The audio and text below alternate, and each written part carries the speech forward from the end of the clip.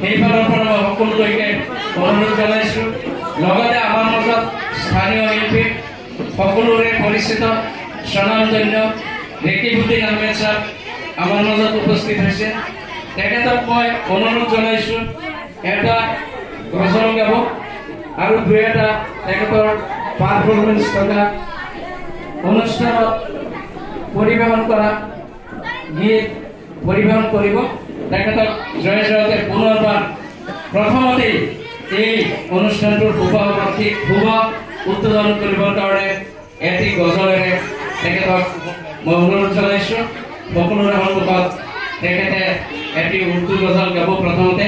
গতিকে আমি সকলোলৈকে এই শুভ অনুষ্ঠানৰ উদ্বোধন কৰিছোঁ বুলি আমি ঘোষণা কৰিছোঁ।